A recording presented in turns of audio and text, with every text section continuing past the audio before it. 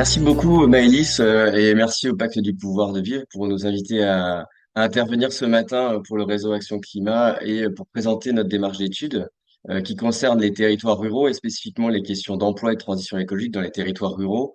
Peut-être pour commencer quelques mots, mais très rapides, hein, évidemment, sur le réseau Action Climat, pour celles et ceux qui ne connaîtraient pas très bien. Donc, on est une association qui fédère elle-même les associations engagées dans la lutte contre le dérèglement climatique et pour une transition écologique solidaire et équitable. Et on fédère des associations engagées au niveau national, 27 associations nationales, mais aussi des organisations, des associations territoriales, locales, qui œuvrent pour une transition écologique solidaire et équitable. Et bien sûr, le réseau Action Climat est membre du Pacte du pouvoir de vivre.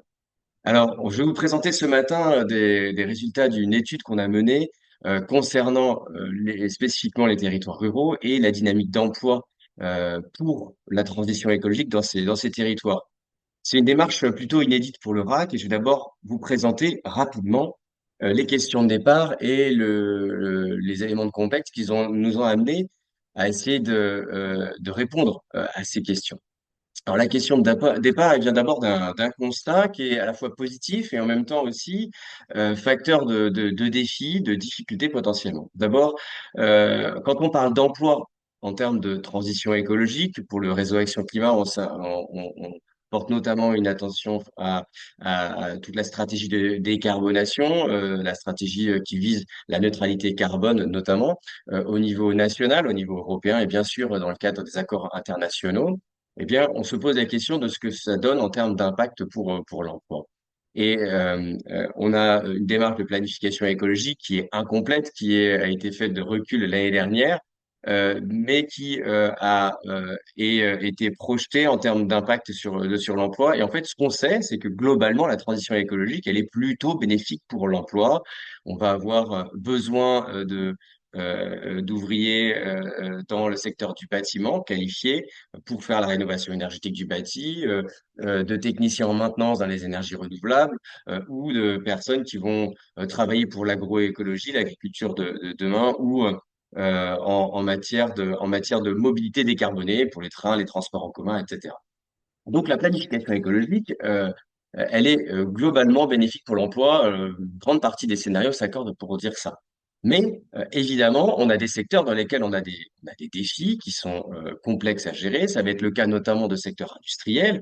On travaille beaucoup avec les syndicats et la CFDT notamment, je pense au secteur de l'automobile, pour essayer de relever ces défis de transition écologique, mais aussi sociale, avec des risques pour l'emploi.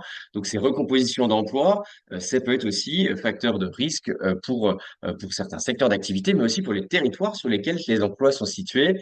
J'ai illustré ici avec deux images. La première image, c'est la projection d'emploi pour la planification écologique qui montre qu'on a plutôt une hausse des emplois dans les différents secteurs clés de la décarbonation. Et à droite, c'est plutôt une étude qu'on a produite récemment sur les questions de la sidérurgie avec une vraie interrogation sur l'avenir de l'emploi dans l'industrie lourde. Par ailleurs, dans le contexte du débat public, on voit qu'on a une opposition qui existe, qui est un peu instrumentalisée, qui est souvent caricaturée entre les villes et campagnes dans ce qui serait le rapport de chacun à la transition écologique. Alors, elle est caricaturée parce que quand on regarde de près, on le cite dans l'étude, on cite aussi la démarche de l'Association des maires ruraux de France avec le grand atelier qui a été mené. Finalement, le rapport des citoyens ruraux à la transition écologique, il est beaucoup moins caricatural que ça, il est beaucoup plus proche de la moyenne des Français. Mais on a quand même cette opposition qui est instrumentalisée dans le débat public. On a aussi, du point de vue de l'emploi, une tendance à la polarisation des emplois, à la concentration dans les territoires urbains. Et puis, on ne sait pas finalement ce que donne l'emploi, la trajectoire d'emploi pour la transition écologique pour les territoires ruraux. C'était une question ouverte avant notre étude puisque ça n'avait pas été véritablement travaillé. Donc, on avait le besoin d'explorer ça et dans un contexte particulier qui est celui de la préparation des élections municipales, élections locales aussi, puisque évidemment, on a des enjeux pour l'intercommunalité, les intercommunalités ayant des compétences importantes pour la transition écologique, ces élections qui ont lieu évidemment en mars.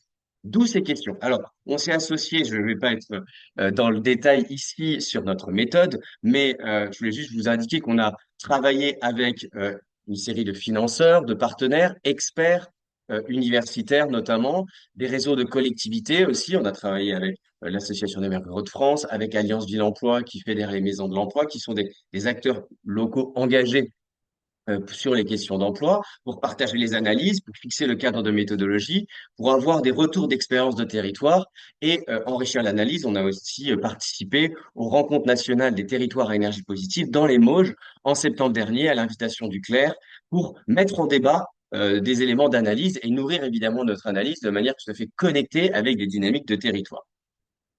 Et l'étude dont je vais vous présenter les résultats, elle s'est appuyée aussi sur un exercice inédit de modélisation des emplois pour les différents territoires, à partir d'un zonage qu'on a défini ensemble dans le cadre de ce comité de pilotage, le comité d'experts, pour essayer de distinguer différentes zones. On a 4 zones sur lesquelles on a travaillé et on est parti de l'échelle intercommunale. On a regroupé des intercommunalités. D'abord, on a les intercommunalités rurales qu'on a divisées en deux zones, des intercommunalités rurales plutôt fragiles qui sont plutôt concernées par le dispositif de revitalisation et le reste du territoire des intercommunalités rurales qui sont moins fragiles, on l'a vu dans les analyses de profil socio-économique. Ensuite, on a divisé les territoires urbains en deux types de territoires. Il y a des territoires urbains plutôt intermédiaires au sens de l'INSEE qui ont une assez grande part de la population qui est en ruralité, parce qu'on a évidemment de la ruralité dans les intercommunalités, même urbaines, et puis on a une quatrième zone qui est plutôt la zone des territoires urbains denses. Donc on a regardé spécifiquement ce que donnaient les dynamiques d'emploi de la transition écologique pour les territoires ruraux, divisés en rural plus fragile et rural moins fragile. Évidemment, il faudrait, pour une analyse plus poussée, rentrer dans le détail parce que on nous a systématiquement évoqué une grande diversité des réalités territoriales de la ruralité, mais pour le besoin de l'étude, on a dû avoir une approche synthétique. Alors, je vais vous présenter maintenant les principales conclusions de l'étude, après cette introduction de contexte et ces éléments de méthodologie, avec le message clé qui ressort, c'est que la transition écologique est globalement l'allié de l'emploi pour les territoires ruraux. Alors, comment est-ce qu'on a pu le mettre en perspective? D'abord, on a analysé les profils des territoires ruraux et on a vu des spécificités assez fortes. Alors, globalement, avec des éléments qui n'étaient pas très, très surprenants en termes de spécificité d'emploi pour ces territoires. Comment on a mis en valeur ces spécificités? Ben, on a travaillé avec l'Observatoire de France Travail qui s'est associé à notre étude de manière partenariale pour donner des éléments d'analyse. C'était vraiment très appréciable de leur part. Et ce qui ressort, c'est qu'on a dans les territoires ruraux plutôt une population active en moyenne plus âgée, en moyenne moins diplômée et une dynamique d'emploi qui est beaucoup moins forte, notamment dans les territoires ruraux fragiles en revitalisation par rapport au reste du territoire et notamment au territoire urbain. Donc c'est pas tout à fait étonnant hein, par rapport à l'a priori qu'on peut avoir, mais ça pose quand même une question et ça donne un élément de fragilité. Par ailleurs, du point de vue de l'emploi plus spécifiquement, on a aussi remarqué qu'il était difficile de recruter, particulièrement dans les territoires ruraux. Globalement, en France, on a plusieurs secteurs qui ont des difficultés de recrutement, avec des tensions au recrutement. Ça va être vrai sur l'industrie et le bâtiment, notamment, hein, même dans un contexte de crise. On a une difficulté de recrutement et tout ça s'inscrit de manière plus marquée dans les territoires ruraux. Par ailleurs, si on regarde le taux de chômage, eh bien, en fait, on a une diversité de réalités territoriales. Là, c'est difficile de faire des grandes réalités ou des grandes synthèses, mais ce qu'on voit, c'est qu'on n'a pas forcément un taux de chômage plus élevé dans les territoires ruraux, pas dans l'ensemble, plutôt moins élevé dans les territoires ruraux moins fragiles, mais avec quand même des fragilités plus fortes dans les zones en revitalisation. Donc, une population plus âgée, peut-être moins diplômée en moyenne, mais des dynamiques d'emploi qui sont moins favorables avec des tensions sur l'emploi. Donc, ça donne des éléments de contexte. Au-delà de ces éléments de contexte, on a donc du coup dans le cœur de l'exercice, on allait regarder ce que donnait la projection de la planification écologique. On est parti des scénarios de la planification écologique portés par l'État pour regarder ce que donnaient les résultats en termes d'emploi. Et donc, ce qu'on a permis de dégager, ce que l'étude a permis de dégager, c'est qu'on avait près de 100 000 emplois qui étaient à pourvoir pour la transition écologique et à créer pour la transition écologique dans les territoires ruraux d'ici à 2030.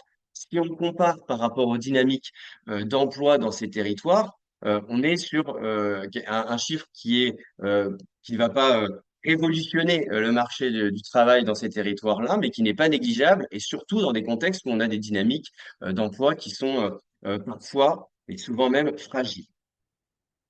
Dans quel territoire, dans quel type de secteur, pardon, on va retrouver ces emplois? Ben, là, finalement, on va retrouver les mêmes secteurs, évidemment, que ceux qui sont identifiés en termes de croissance d'emploi pour la planification écologique. Et spécifiquement, on va retrouver plutôt les secteurs de l'énergie, du bâtiment et des trajectoires qui sont plus incertaines, un peu plus défavorables en termes d'emploi et d'hypothèses pour l'agriculture et l'alimentation. On pourra y revenir dans les échanges.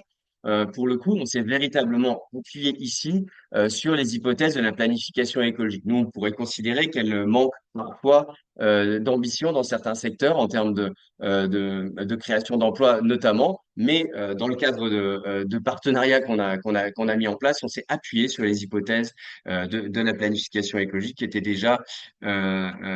un point commun entre guillemets au niveau des partenaires.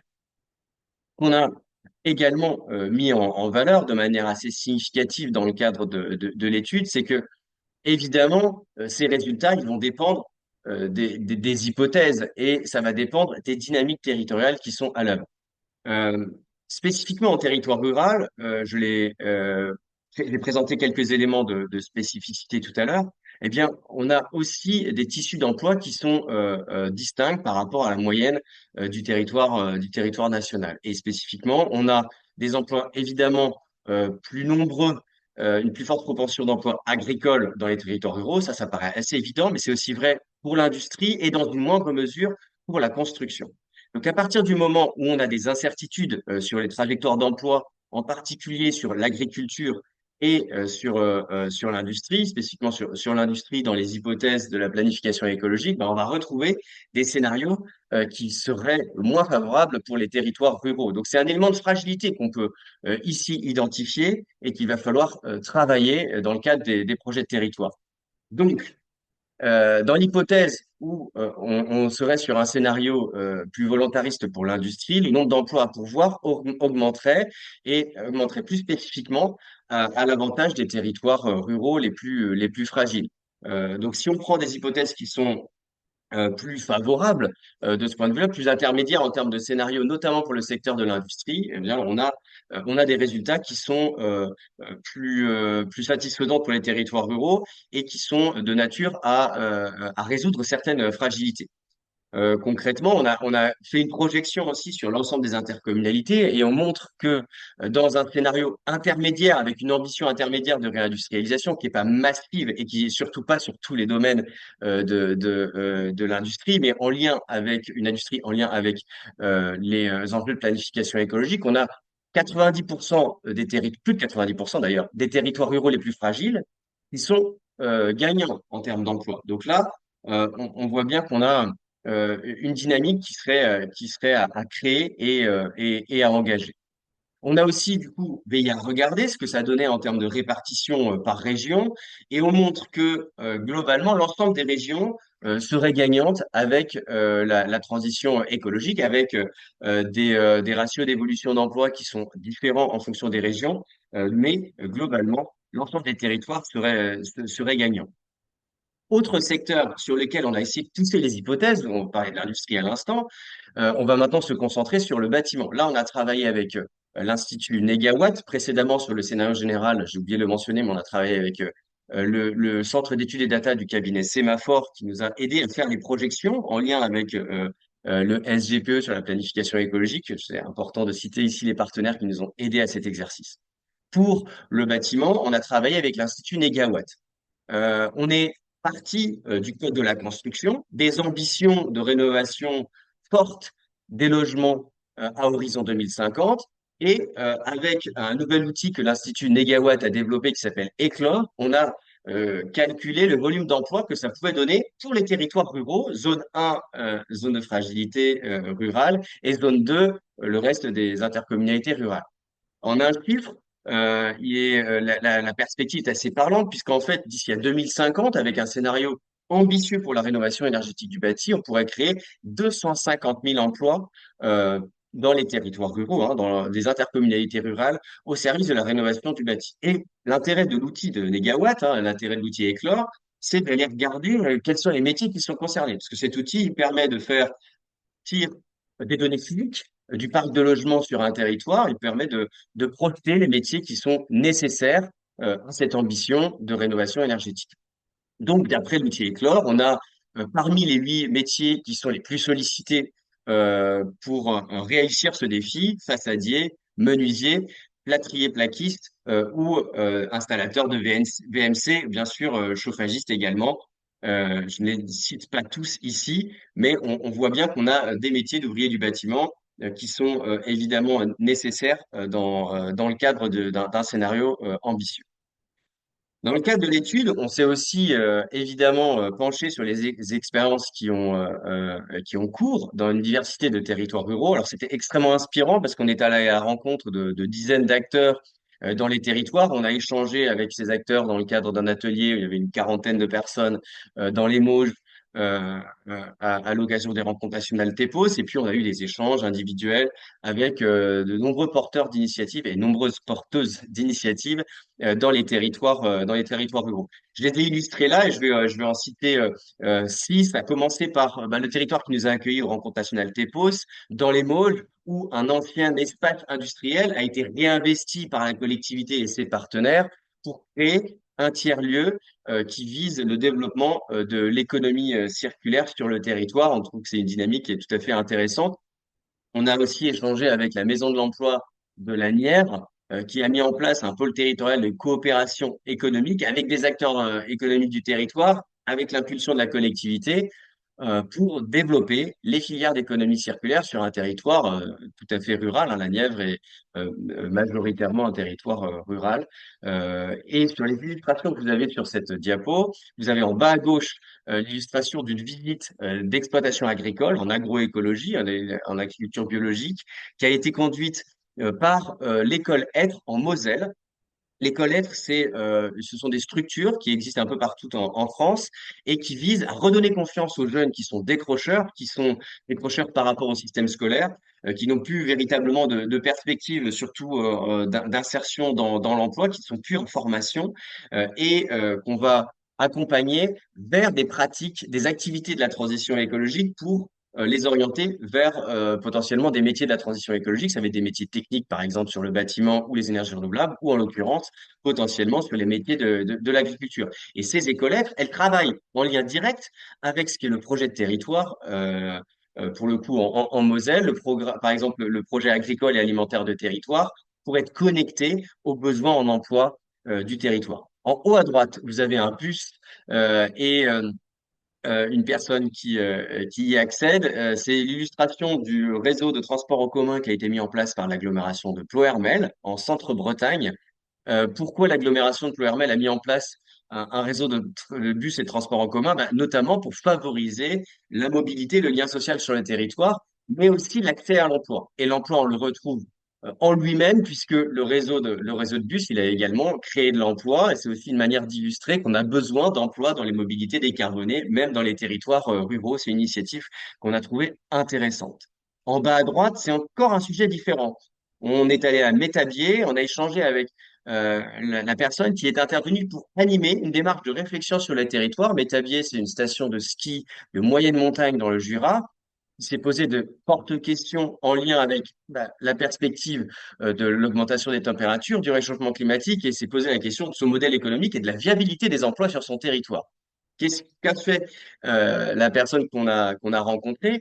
Eh bien, elle a animé une démarche à l'initiative des acteurs du territoire pour que les employés, notamment de la station de ski, mais de tout l'écosystème d'emploi autour de la station de ski, renforcent leurs compétences, leur employabilité, les possibilités de parcours diversifiés, ou en tout cas de résilience dans le cadre d'une diminution d'emploi liée à l'évolution de la station de ski. C'était une approche assez originale. En termes de retour d'expérience inspirant également, deux derniers exemples. D'abord, en bas à gauche, vous avez l'illustration de la forêt du Morvan. On a échangé avec les équipes du parc naturel régional du Morvan qui nous ont indiqué qu'il y avait des enjeux majeurs de faire évoluer les pratiques, notamment en termes de gestion de la forêt, et qu'il y avait évidemment toute une série d'emplois qui étaient à la clé et qui était en jeu, à la fois en lien avec l'identité forte forestière du territoire du Morvan, mais aussi avec d'autres défis comme ceux de l'adaptation. Donc là, on a vraiment des enjeux à la fois de potentiel d'emploi, mais aussi de risque emploi si on a une forêt qui ne s'adapte pas en lien avec les dynamiques du réchauffement climatique. Et à droite, alors c'est une carte de la France, mais on a échangé avec des acteurs qui interviennent sur la transformation de l'industrie partout en France pour l'Agence nationale de la cohésion des territoires et on a échangé avec ceux qui portent le dispositif territoire d'industrie. Territoire d'industrie, ce sont dans chaque territoire des binômes qui associent des acteurs économiques et des acteurs de collectivité avec l'ensemble des partenaires du territoire pour réfléchir de manière collective à l'avenir de l'industrie. On a vu tout à l'heure que les emplois industriels sont un peu surreprésentés dans les territoires ruraux. Alors, pas tous les territoires ruraux, mais une bonne partie. Et comme il y a des fortes incertitudes qui pèsent sur la trajectoire d'emploi industriel, eh bien, c'est un sujet majeur dont les territoires doivent se saisir pour essayer d'anticiper et d'inscrire évidemment l'industrie dans le cadre à la fois de la transition écologique, mais aussi dans une logique de transition sociale pour favoriser le maintien des emplois. Et d'ailleurs, la quasi-totalité des projets territoires d'industrie partout en France intègrent une dimension emploi. Je vais pas être trop long sur les propositions, mais évidemment, dans le cadre du débat sur les élections municipales, on a proposé plusieurs axes. L'objet de l'étude, c'était plutôt d'aller faire une démarche de diagnostic et de mettre en place et de mettre en exergue, de souligner des initiatives inspirantes. Mais parmi les éléments qui nous semblent évidemment à souligner, l'idée que l'ensemble des territoires peuvent s'inscrire dans le cadre de la planification écologique, que la planification écologique doit prendre en compte aussi les dynamiques territoriales et il s'agit d'une opportunité d'emploi. Deuxième point, c'est qu'en fait, finalement, si on pousse l'ambition de transition industrielle, de transition agricole aussi, on n'en a pas trop parlé dans le cadre du rapport, puisque on n'avait pas de scénario spécifique dédié à l'agriculture, mais on va y travailler prochainement. Mais sur le bâtiment, c'était clair aussi, plus on pousse l'ambition écologique, plus on a des résultats favorables à l'emploi. Pour répondre à tout ça, à ce potentiel d'emploi. Le fait de créer des emplois, c'est aussi un vrai défi dans les territoires ruraux. Il nous a été dit qu'on avait des enjeux d'accessibilité pour l'emploi et notamment d'accessibilité aux formations. Donc, il y a un enjeu de développer les politiques locales, de territorialiser les formations et de mobiliser le réseau local pour l'emploi pour répondre à ces défis. Et enfin, dernier point, ça concerne peut-être moins les acteurs locaux eux-mêmes et plutôt les acteurs nationaux, voire régionaux. Il nous semble vraiment important qu'on puisse porter une attention et un soutien spécifique, notamment en ingénierie, mais en capacité d'investissement aussi, aux territoires qui pourraient être les plus fragiles du fait de leur spécialisation économique historique. Donc là, il y a vraiment un enjeu de solidarité nationale pour un aménagement du territoire qui soit pas déséquilibré, mais au contraire qui profite de la transition écologique, fabriquer des rééquilibrages qui nous semblent nécessaires. Je vous remercie pour votre attention et laisse la place aux échanges. Merci beaucoup Antoine pour ouais, cette présentation très éclairante. Donc effectivement, vous pouvez poser vos questions dans la petite boîte de questions-réponses. D'abord, donc quelqu'un qui nous demande de revenir sur la partie où tu rentrais plus en granularité dans les typologies de métiers qui étaient amenés à se développer à l'aune de la transition. Une personne qui demande pourquoi est-ce que le sujet agriculture est sous-représenté dans ces projections. Merci pour cette question. Alors, dans le cadre de l'étude, on a choisi de faire un focus sur des scénarios. Pardon, on est d'abord parti des hypothèses de la planification écologique. Donc, on s'est appuyé sur le scénario national et on a essayé de regarder ce qu'il donnait en termes de projection d'emploi. Donc, la conclusion, c'est que c'est plutôt favorable globalement pour l'emploi, mais effectivement, les hypothèses du scénario national, ils sont plutôt défavorables et pas très ambitieux, surtout sur le scénario minimum, en termes d'emploi industriel et d'emploi pour l'agriculture. On partage ça. Le réseau Action Climat, dans le cadre des échanges qu'on a avec les acteurs de la planification écologique, nous on pousse pour qu'il y ait une plus grande ambition pour l'emploi agricole, puisqu'on sait qu'en fait, si on fait la transition écologique de l'agriculture, on n'est pas forcément parti pour, mais si on s'engageait véritablement, résolument, collectivement dans une transition écologique de l'agriculture, ça générerait davantage d'emplois.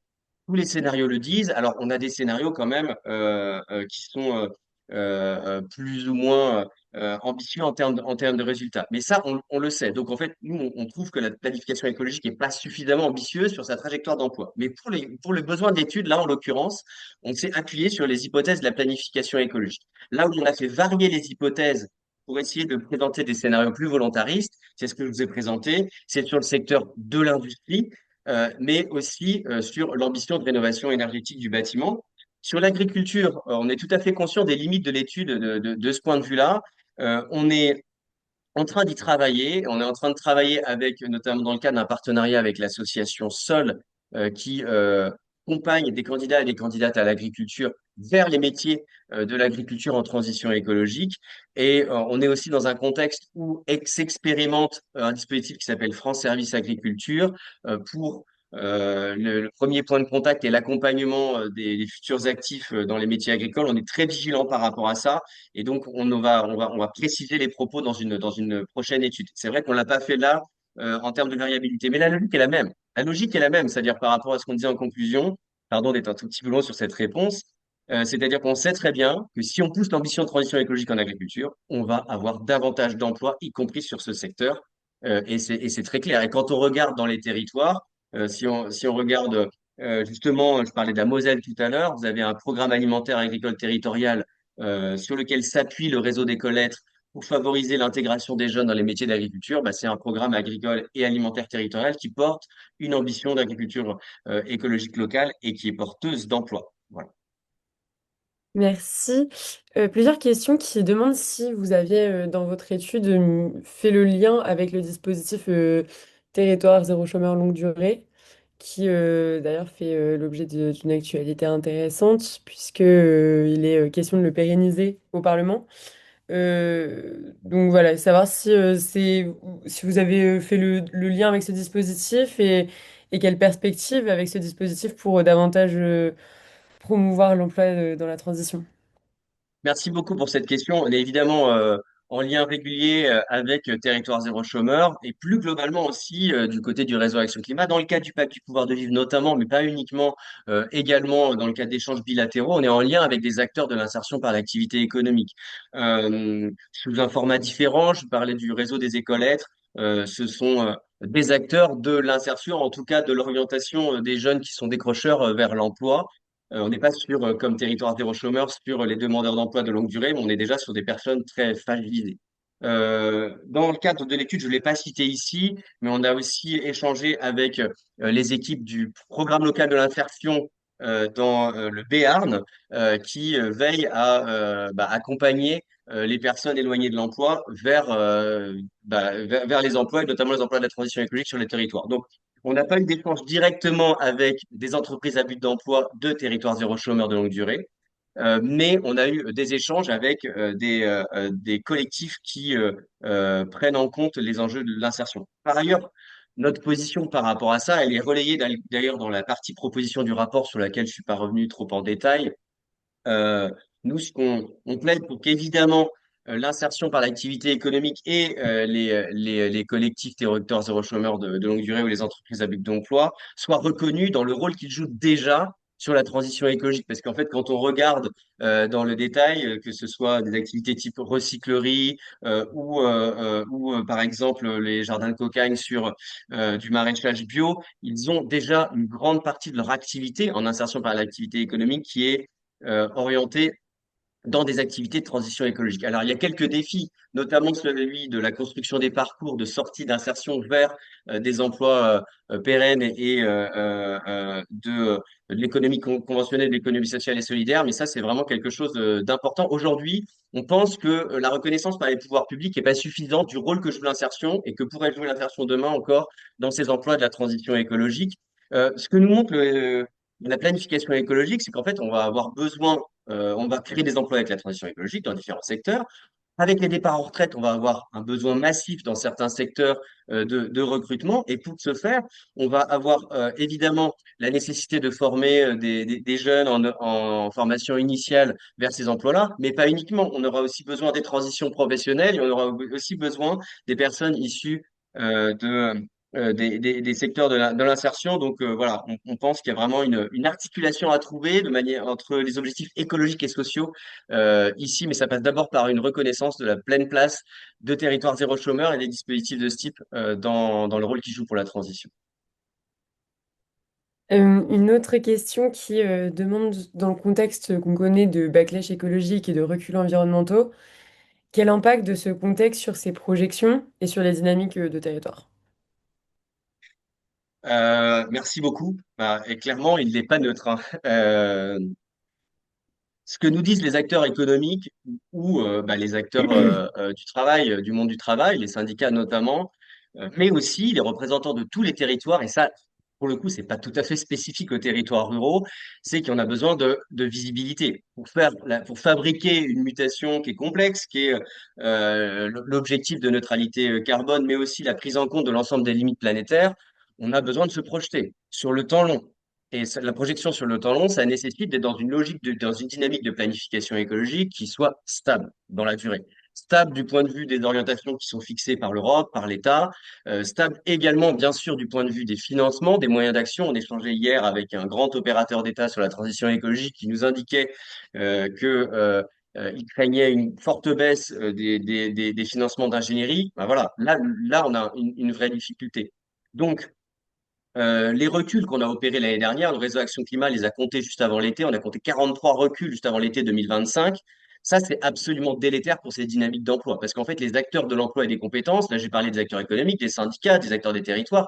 Mais quand vous êtes organisme de formation initiale ou continue, vous avez absolument besoin de vous projeter pour structurer vos formations. De la même manière, les acteurs de l'insertion, on vient d'en parler, mais quand on échange avec France Travail, ils nous disent la même chose. Les conseillers et les conseillères, ils ont besoin d'être embarqués dans des dynamiques locales où ils vont pouvoir bien orienter les publics et demandeurs d'emploi vers des opportunités d'emploi. Pour ça, on a besoin de vision sur le moyen terme au minimum.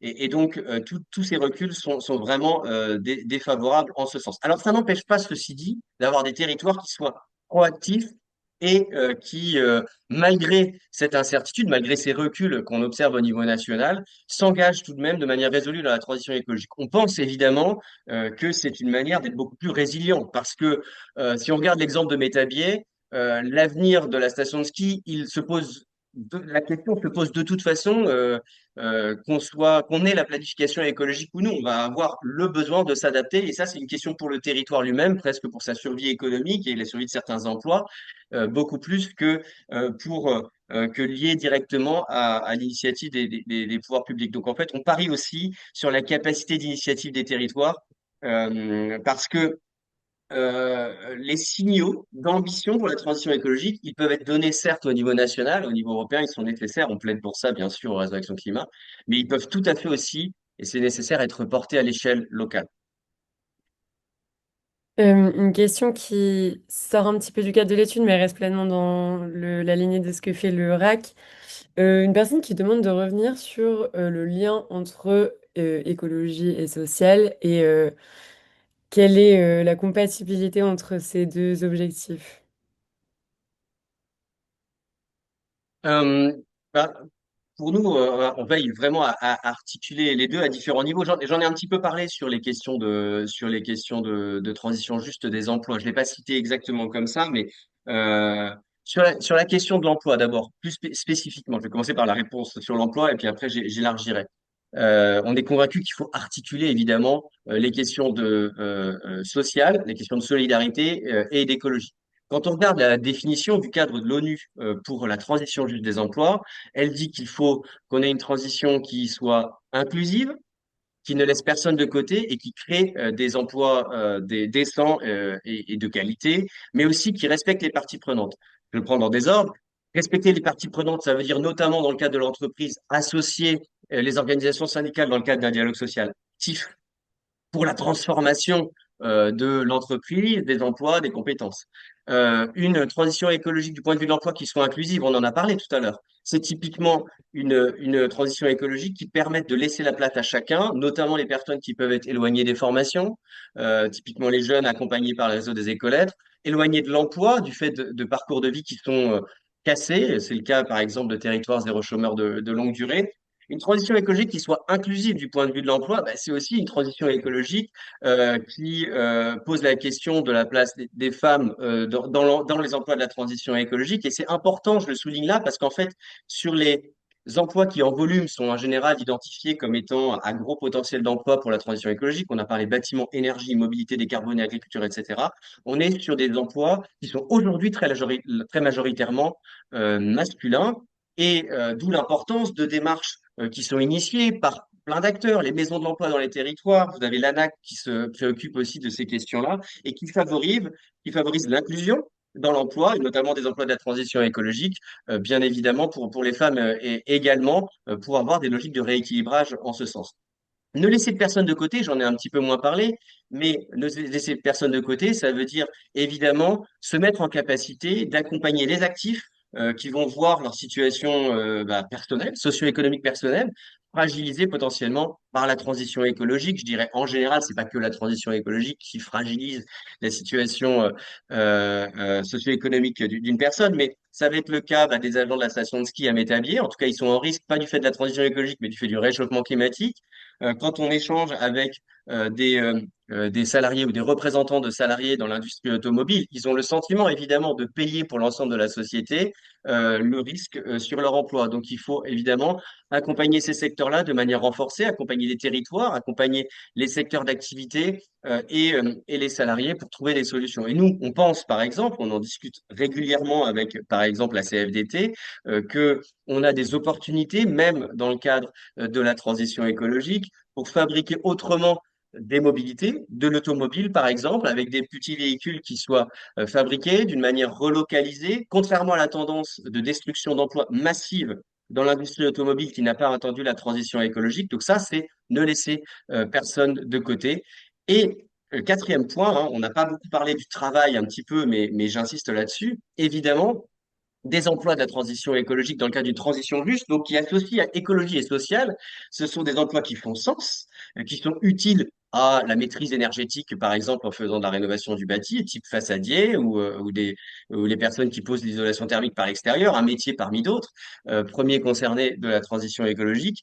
Mais on a aussi un enjeu à se poser la question de la qualité du travail réel et des conditions de travail dans lesquelles ça se réalise. Et de ce point de vue-là, on manque encore de garanties, hein, sur le fait que les emplois de la transition écologique soient des emplois de qualité. C'est pas systématiquement vrai.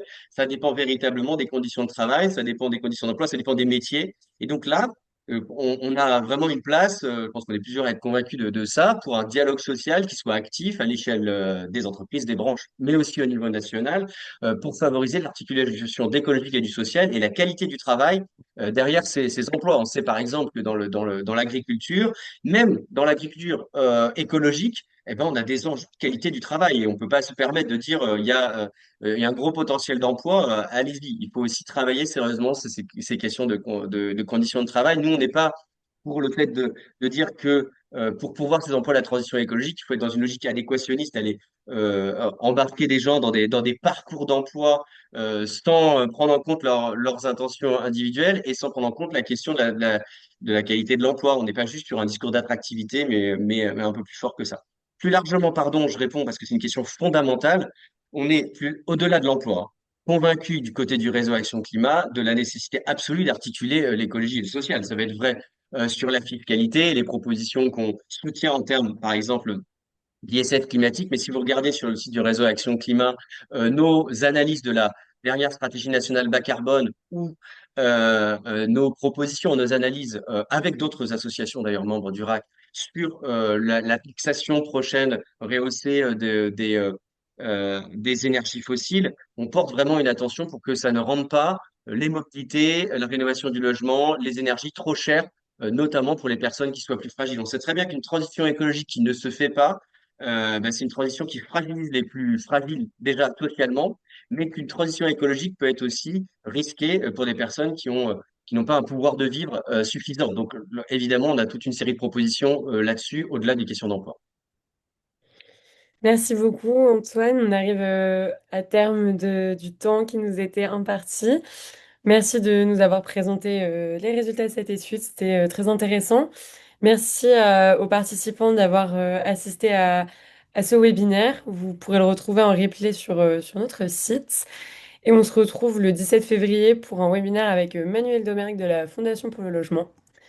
Voilà, merci à tous, une très bonne journée et à très vite. Merci beaucoup, Maëlys. N'hésitez pas à me contacter si vous le souhaitez. Au revoir. Au revoir.